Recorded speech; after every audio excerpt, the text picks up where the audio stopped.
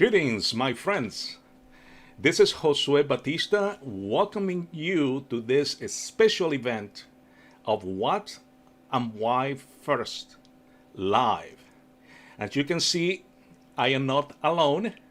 I have my good and patient friend, Sandesh Sukumaran. Thank you so much. I am very pleased to have Sandesh in my show today for a couple of reasons. Number one, I have known Sandesh for several years. He's an excellent person, an excellent friend. We share passion for gardening and plants, and all that is fantastic because I love to make wine, and this is great that we share that passion.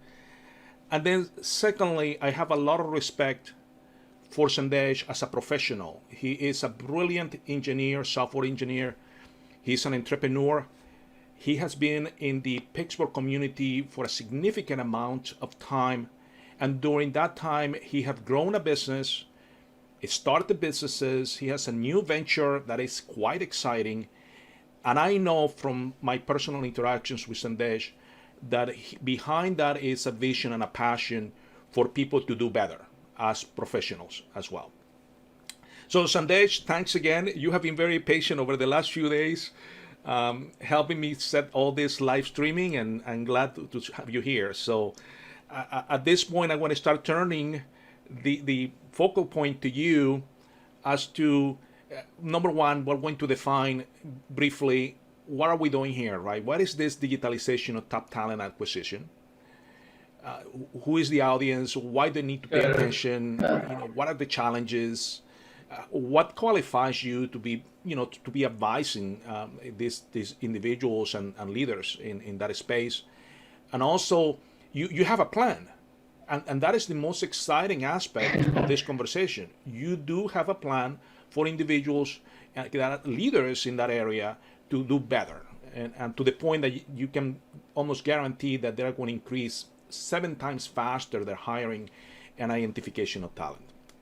So Sandesh, let's start with, tell us something that we don't know about you that is that you may want to share, just to keep things light. Okay, definitely, most definitely, Josue. First of all, thank you for the opportunity and the platform to kind of kickstart my new venture. I appreciate you inviting me to your show. Secondly, again, I think thanks for being a good friend and also helping me start with my winemaking hobby. For several years, I've tried to do that, but you finally convinced me to start making the wine. So appreciate that. Again, I think this month has been a bittersweet month for me. I'm leaving, or I've left my previous venture where I have had great mentors, great co-workers who became my close friends, who have nothing but best for me, and I wish the same for them. So thanks again for the opportunity to have conversation with your audience. I think my new venture, though there were a lot of questions that you asked, I think, at the beginning. We can start with by saying what is this new venture that I'm looking to start? I'm starting technology services company, primarily focused on servicing clients who are looking to build the next generation of softwares in a professional services capacity, and also doing development for them either here in US mainland or doing it in a co-development model where our teams will work with the customer's team and develop the futuristic software, primarily in the digital technology space, which includes the cutting-edge UI framework, whether it is HTML5, CSS, JavaScript, Angular, all those, I think, traditional programming languages like Java, .NET. We are also have deep expertise in the areas of CRM, Power Automation Framework from Microsoft, mobility, and of course, I come from a deep passion in professional services. So my focus is primarily going to be on helping the customers hire their talent much faster. As you can see, most businesses, there is nothing more important for them but to make sure that they hire the best and the brightest, because that's what companies are all about. If you Right. don't hire the best and the brightest, your companies won't go to the next level, right? Right. So I will be part of the journey to make sure that you are able to hire the best and the brightest, and and also kind of, I think, guide you through so that your talent acquisitions don't make costly mistakes, like, in terms of losing time, losing money. And finally, if you take your processes are very dated, what happens is you're leaving your candidates or your talent who are in the job market, they will get sucked up or hired by your competitors. So it needs to be fast. It needs to be quality driven. How do we get there? Is what I think my focus is going to be. Right. Yeah, and to that point, I think you mentioned, I think you clarified already, and I'm going just to rephrase for our audience and for level setting. This conversation is especially important to HR, talent management leaders, executives that are in the technology space, because it seems that you are pretty much, you have a very good vertical there, right? And they face challenges, and Absolutely. you mentioned some of those currently. So let's go over those challenges just real quick, just to make sure that we then later, with the plan that you're going to explain to us, we can see how those challenges can be addressed. So it seems that you mentioned, for example, you have to be fast. Being able to quickly identify and bring talent on board is important. Is that a challenge today, Sandesh? And how many, just in average, how many days it takes for an average company to bring a talent that is the right talent for their organization, from the time that they advertise to the time that the person sits on the job?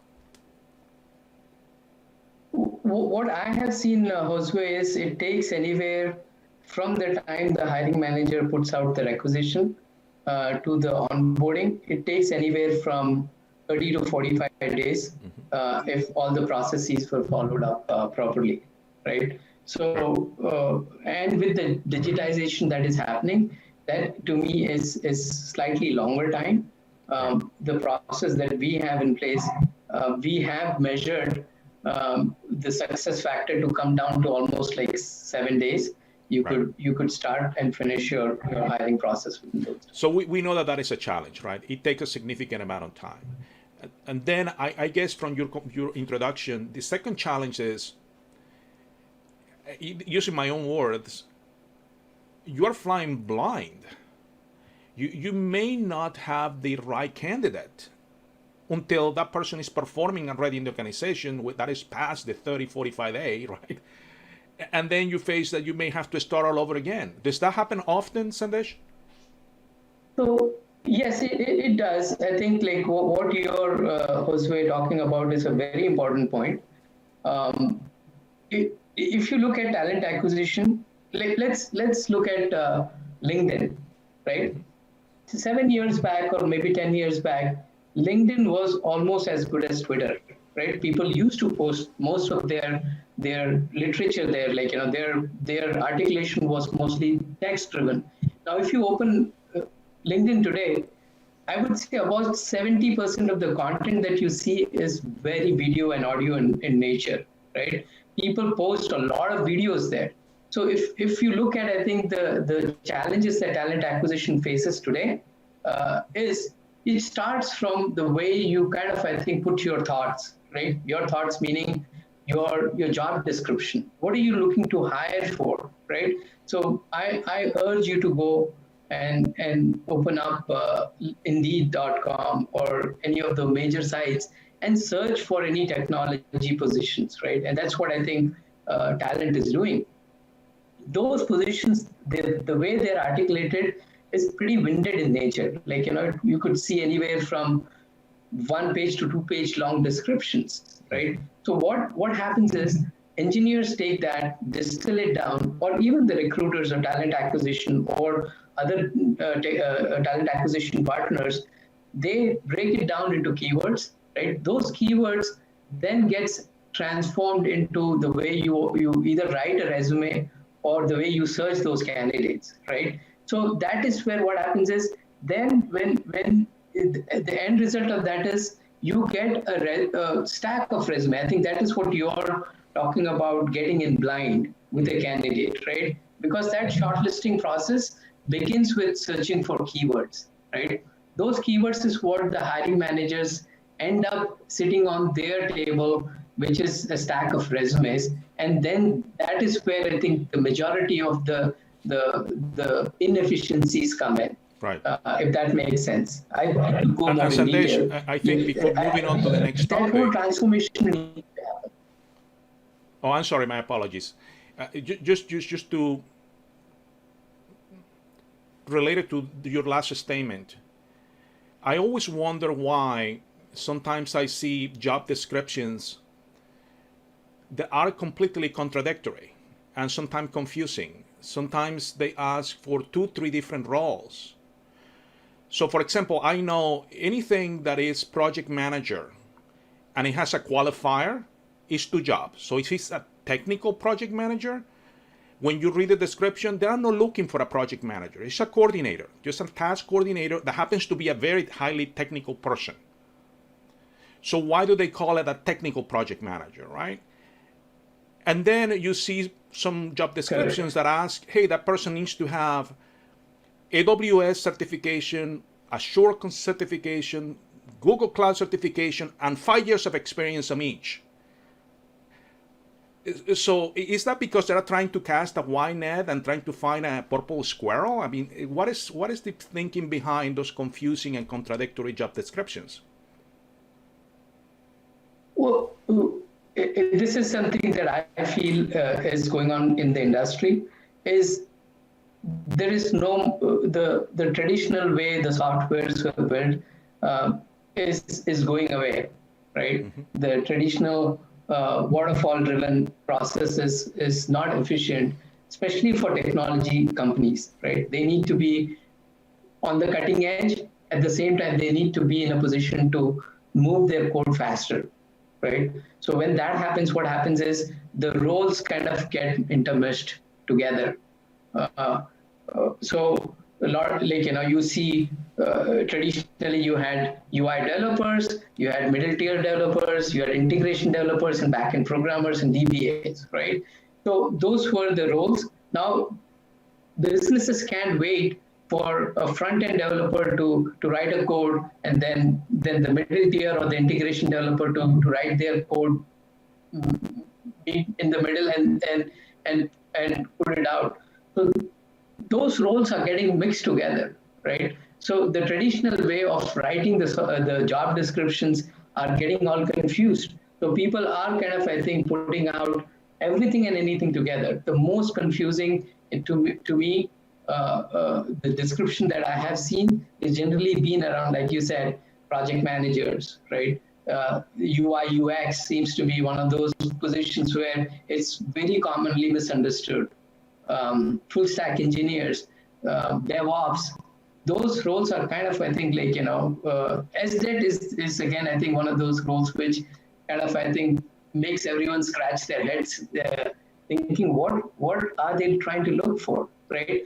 So one of the transformation, Jose, I think, I'm glad you brought this up. One of the transformation that I think one of my software does is it allows for the hiring managers to talk to the audience that is their candidate, his candidate or her candidate, be able to communicate directly with them. So what happens is, in that process, the grapevine effect gets kind of, I think, mitigated in some sense. So we can allow the hiring manager to articulate what he's looking for. Like, for example, if he's looking for a UI or a UX person, why are they looking for UX versus UI? Or are they looking for someone in between? And why so, right? This allows for hiring manager, and in fact, the benefit is the candidates who sees this can either be more sticky with the requirement or can decide that, hey, this is not something that I'm interested in.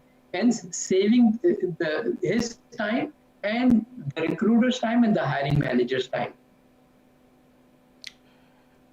Well said, Sandesh. That is a very good points there. So I know that a lot of our friends, we have a number of friends here joining us. Thank you for joining us today. Please, I am watching for questions. If you have comments or questions, they are welcome. Sandesh, just for the people who just joined us here, just briefly, it seems like you're very passionate about getting talent management better, more efficient, more effective. Tell us a little bit more, just your experience there. I know that you have 20 plus years, but what brought you to this point in which you really want to go out in the market and take your chances as an entrepreneur? You are a brave, courageous man with this vision. What is behind that? That is a pretty loaded question. Thanks, Josue. I have been doing this for 20 years, or perhaps more than that. I think I know sufficient enough. Talent acquisition is a very wide field, and I would encourage people who are getting into early stage in their career to really look at talent acquisition as one of the career paths if they are looking to join that. I would be personally looking to hire recruiters and account managers. So something, if you're looking for work, please do reach out to me. I would be hiring and onboarding recruiters and account managers soon. What really makes me excited about is how can I use my experience, especially on the agency side, to kind of upstream experiences for everyone involved. Like when I say everyone, the personas that I have in mind is primarily a hiring manager. How do I make their life easier by reducing the number of interviews that they have, right? How do I make sure that they can get to the top talent faster, right? Based on, I think, clients that have used the software, I've seen almost 70% efficiency in terms of hiring better, hiring quicker, almost 70% less time to interview, and hire the top talent faster. We have numerous examples of hiring managers being able to save their time. How do I make sure that recruiters become more efficient in terms of reach outs, right? How do candidates go up in the experience cycle, right? Instead of being caged up in writing their resumes and leaving their destiny on a piece of paper and a bunch of keywords, right? How do I make sure that they are able to upstream and be in front of the hiring managers instead of just being caged up in their resume? I think those are the things that make me get up in the morning, help each one of them to go up in their experience cycle. So that's what my passion is currently. At the same time, I feel while we do all this, there should be a brand building process also, right? Because these are all experiences.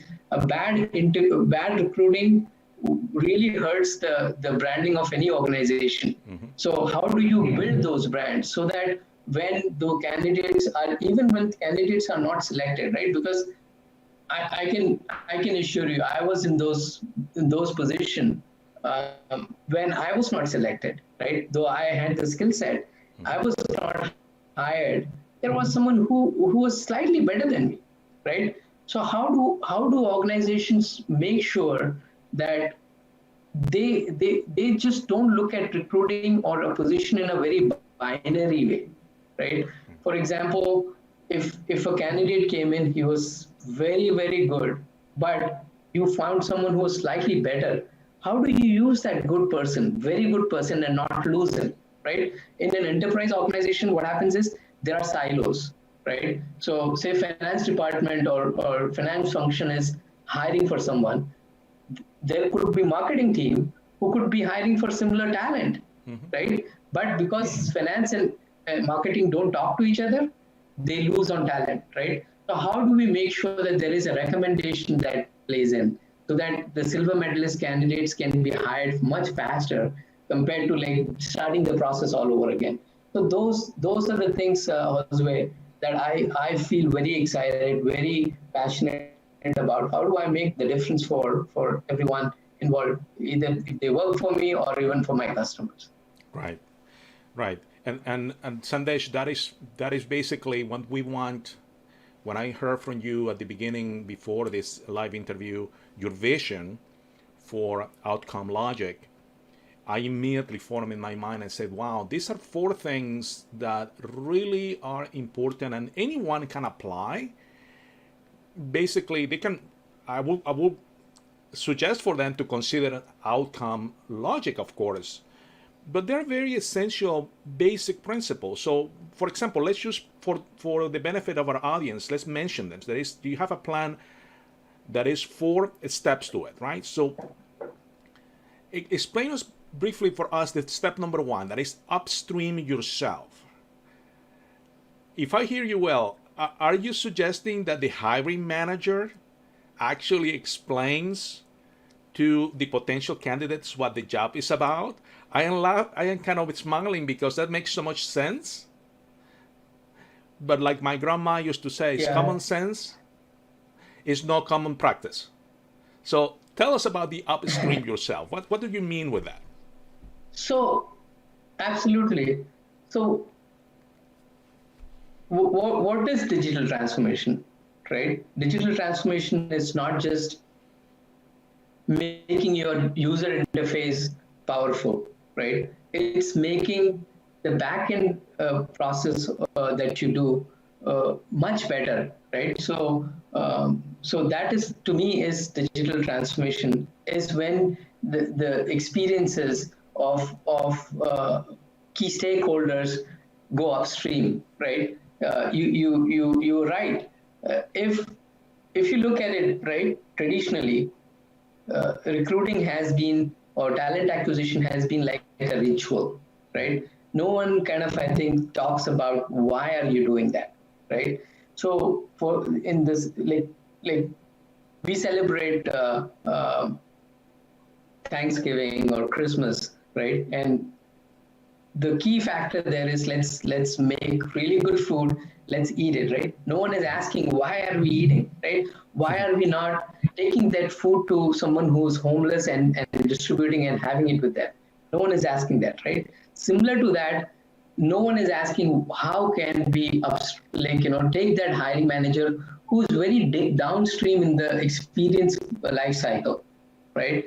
So the hiring manager only gets involved when the resumes are given to them, and they kind of look at the resume and shortlist the resume and say, out of this 15 resumes that you gave me, I want to talk to this 5 or 7 people, right? That is when the interaction with the hiring manager comes into play for a candidate, right? Imagine if the hiring managers can put themselves saying, why are they looking to hire? What is the candidate that they would be doing? And how can they make a difference, right? What skill sets are they looking for in the candidates that they're trying to hire? So when the candidates can see that, it increases their stickiness to the job, right? If you look at it, even during this pandemic, technology positions have never slowed down. If you really look at it, in the peak, we almost had negative unemployment for technology positions, which means for every person there was like 5 or 6 jobs available, right? When at the peak. So those talent is very short in their shelf life perspective, right? So when they can hear directly from the hiring managers, what happens is it sticks in their mind. Right. Right. It makes perfect sense. So yeah, that's what I mean by upstreaming the experiences, and that goes for everyone, including the candidate, right? If the hiring manager can hear from the candidate instead of reading a resume, that kind of sticks out in their mind, right? Why they are a good fit. For the same, I think you could use that for recruiters. In my system, what happens is instead of a recruiter writing an email, they can actually go upstream in their experience and record a message for the candidate and email it to them saying, hey, Mr. Joe Smith, what makes me reach out to you is because your experience in, say, banking or HR or finance, and you worked with this company, that really stood out for me, right? So what happens is now the recruiter who uses my system kind of has gone up compared to his competitors who's looking for those kind of talent, if that makes sense. Yeah, it does, Sandesh, it does. And I think it's going to be, in my opinion, a differentiator in terms of whether your company survives and thrives in the future versus it's stagnant and it's going to be just stumbling their way into what the future is going to look like. Just to give you, just mentioning, to me, video is so important, and you're actually suggesting that the managers should be out there actually using this media. You know, I did a survey a couple weeks ago. I have this platform that is available. You can see we're streaming right now live to all social media. It's doing captions for international friends that I have in the Middle East, in South America and Central America. And I reach out to 100 leaders in marketing. And these companies don't have even a video on their websites. And 0 of them show any interest on video. So it's going to be a change because most corporations do not see video at all organizationally as relevant. So it's going to be a significant transformational change. Let's go to step number 2. You're suggesting to outsource screening. So tell us what that means when you say that your second step in this plan is to consider outsourcing screening. What does that mean? Good question. It's technology hires, right? If you look at it in the in its raw form, right? It starts from a hiring manager or a business having a requirement, and then the hiring manager understanding what kind of talent they need to hire. They articulate that and give it to the recruiters. I fall in the same fraternity, so I can speak a little bit more clearly, right? So what we do is we look at the requirement, break it down into keywords, and then start looking for the talent pool that fits those requirements, and then make a reach out to those candidates and talk to them. Am I qualified to know every skill set in the market? Maybe not, right? So what happens is I speak to the candidate in more or less from a functional standpoint, right? Trying to understand what did he do with, for example, Angular.js, right? Where did he use it? How many years of experience do I have? So my conversation is very functional in nature, right? Not technical in nature. Even if I try to do technical, like, if a lot of organizations, what they do is they provide the talent acquisition partners with technical questions and they ask those questions, right? That's not the fair way to do that to a candidate, because he might be really good, but but the recruiter might not understand what he's saying, right? So what happens is, what I propose is have each position have someone who's more technical with those relevant technical background, talk to the candidates, screen those candidates, and rank the candidates based on their aptitude, right? It takes care of any internal biases that you have, right? Whether you have someone who's technical talking to him, you outsource that process, because then you would get the real talent. You would not just be relying on a set of resumes. So you have to consider outsourcing technical screening process to be a little bit more better off in terms of hiring the right kind of talent pool. Because it's easy to write a resume based on a job description. It's easy to talk to them from a functional standpoint. But that whole process ends up on hiring manager's table, and they spend up almost 70-80% time talking to the wrong fit candidates because you don't have someone technical in your mix to do that. And even if you had it, it might come with a slightly biases involved. So outsourcing that would be a good solution. Right, right. It makes perfect sense. Makes perfect sense. And then the step number 3 and number 4 in your plan make also to me again sense because you already mentioning building a brand, and that goes along the lines that even for those candidates that are not ready for the organization to take them currently, maybe down the road, if you maintain that awareness, it's going to help them. And then I love the concept that you have of the silver medal candidate. That is step number 4 in your plan, right? Try to leverage. Yes. Because you know, the point is you already applied time and effort to bring that talent into your organization and get to know them in some capacity. So why should that be a waste, right? That's correct. That's correct. Well, let's talk about building your brand, right? I'm currently working with an e-commerce company here in Pittsburgh now.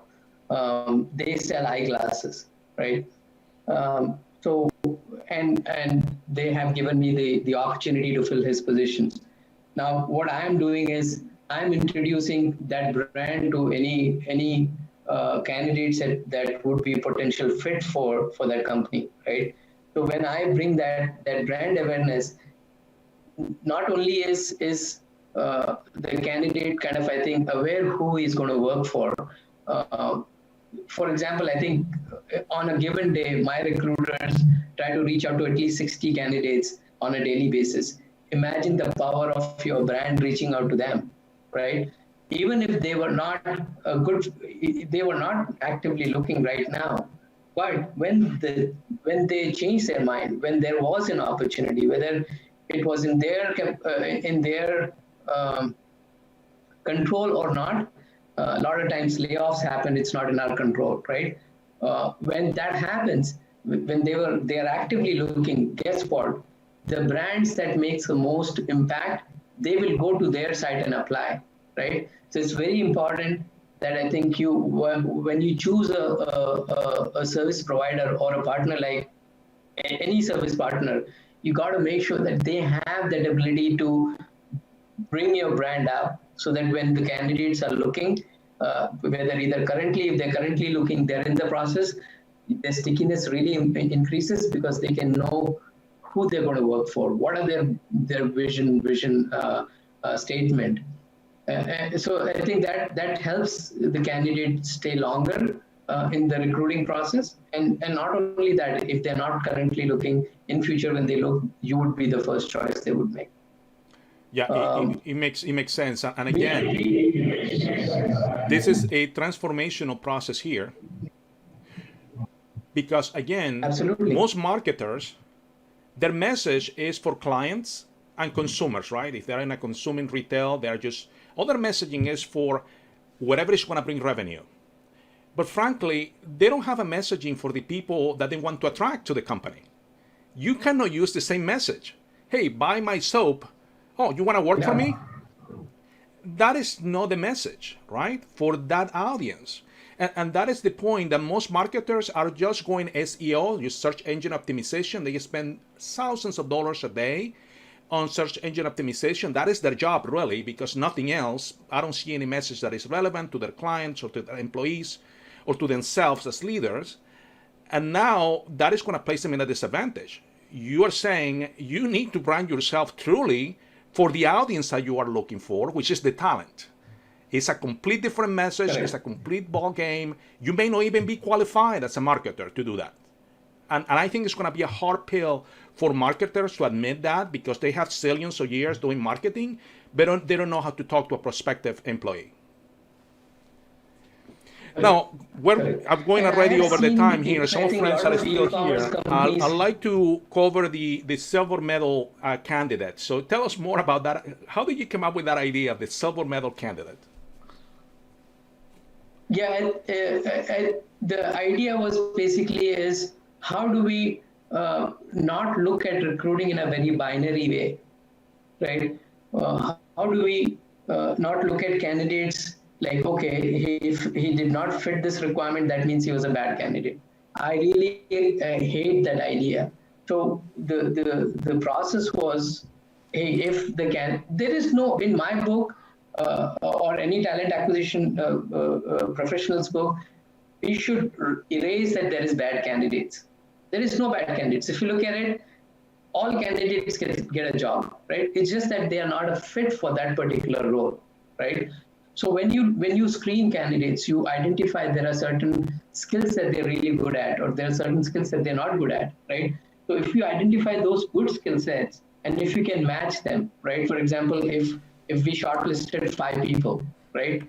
Traditionally, you have like 3 or 4 people for each position when you are when you're recruiting for, and you present those 4 top candidates. Out of that top 4 candidates, one guy gets a job, right? And as I said before, we all have been in that position where we didn't get selected, right? Because there was that one guy who had a girl who had slightly more better experience or skill set than we did, right? So how do we make sure that those 3 other candidates that were good can be kind of, I think, given an opportunity for other requirements, right? So what my system does is it kind of, I think, runs a recommendation algorithm and picks up all the current positions which matches their background, plus any older positions that were available that we closed out. Can we match them against those and see if we can reach out, and whether it is at an enterprise level or outside the organization, and kind of present those, like, what I call it as a silver medalist, as the second best candidate, right? How can we get those opportunities to these people, to those candidates? Because the speed will be much higher because you already have that talent pool available right away, right? So the close would be much faster. And it's a win-win situation for both the candidate and for any organization, including my organization. Right. So just to recap, the plan that you're suggesting is upstream yourself, hire managers, get your lights and cameras in action, right? Outsource screening, it makes perfect sense. It will save you time and we will be more accurate and efficient. Build a brand, because that is going to create the stickiness that you are mentioning. And finally, do not discard those silver medal candidates as, past the due date. They are potentially the second best option that you have. Leverage that in place. Tell me about Outcome Logix. What can Outcome Logix do with this 4 plan to make it easier for the hiring managers? With us, the plan is that I think we want to be a service provider.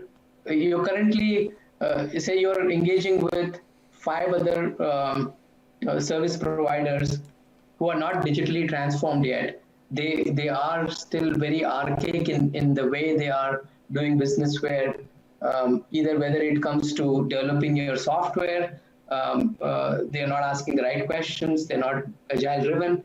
We can come and help you, either doing those projects for you or taking those projects offshore and doing it in a very white box model.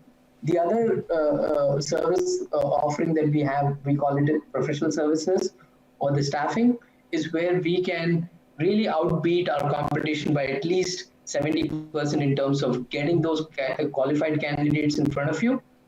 Those candidates are not going to be stuck in a resume. You can see those candidates, compare them side by side, make those hiring decisions much faster. Because again, I think your businesses are run by people. It's the people that you hire makes a difference. If you don't hire the best and the brightest quickly, someone else is going to hire them. So you have to make a choice whether you want to hire them faster or you want your competitors to do that. Now, this is a service offering, so you are not paying anything extra. So if you hire me as one of your service provider, this is a differentiator that we bring to the service. So you're not paying anything different than what you would pay, say, XYZ company. Fantastic, fantastic. And Sandesh, we're approaching the end of our show. Thank you so much, our friends that have stayed with us past the half an hour. We typically have a half an hour, but this has been such a great conversation, in my opinion. Thank you, Sandesh, for your insights. So if someone wants to learn more and contact you, I presume Outcome Logic is in the startup phase, right? And soon you're going to have more materials online, correct? More information. Absolutely. So if they want to reach out to me, they can always send me an email for now. My email is my first name dot s at outcomelogix.com.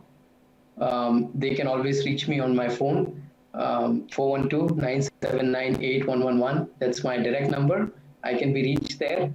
And like you said, we are going to be go up and live with our website pretty soon. So you can reach me there. I'm always available on LinkedIn. I'm an open networker. You can always send me an invite. I accept all invites. So those are the ways currently how you can reach me. Awesome.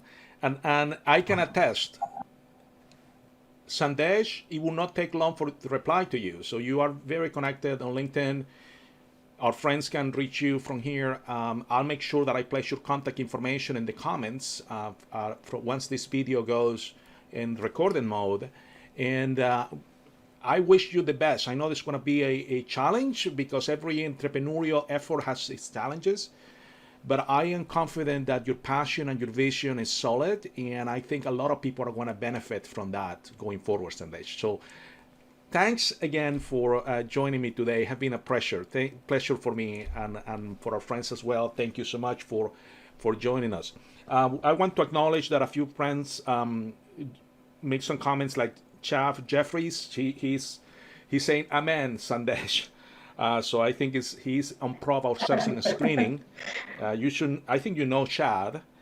And then Paul Levi, my apologies, Paul. I think he wanted to some details on the plan. I think the terminology that we use for the plan. I will be placing those as well as a post because I think it's important for people to understand the full plan. And then Steve Park, before we leave, any comments on the question from Stephen Park, a good friend of mine?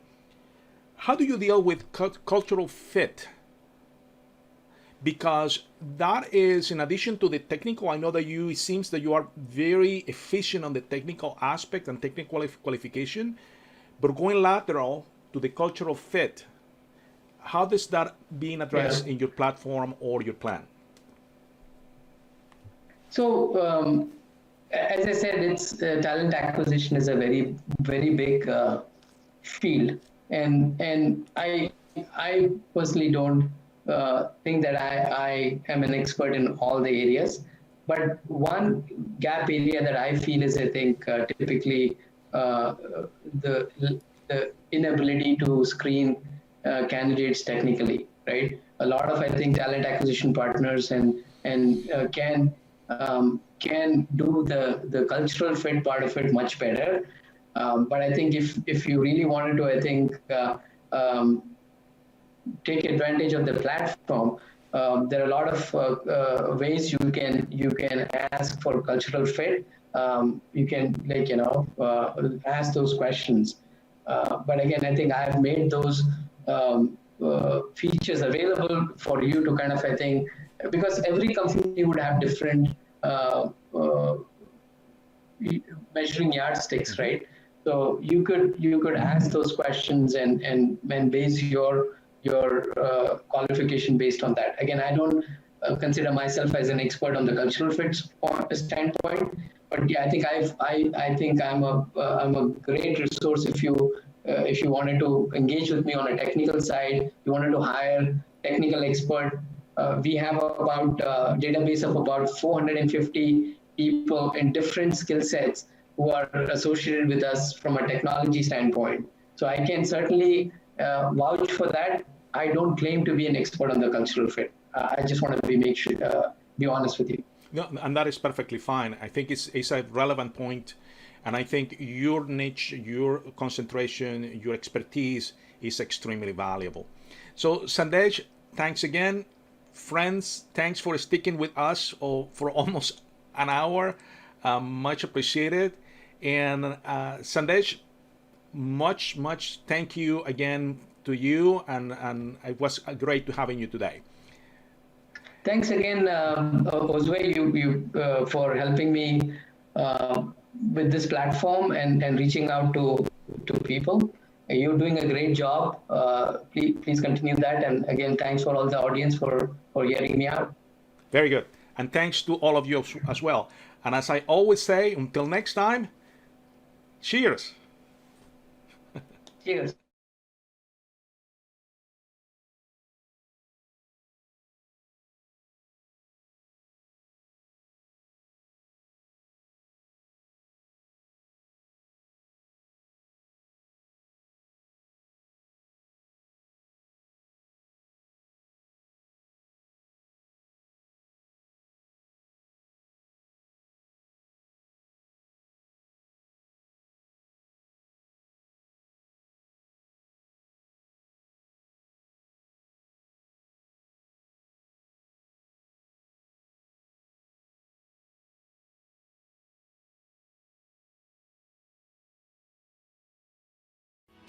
Hi, I am Josue Batista from What and Why First.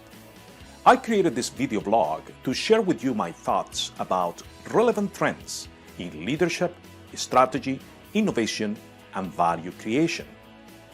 If you want to watch more videos, make sure you follow my blog so you never miss any of my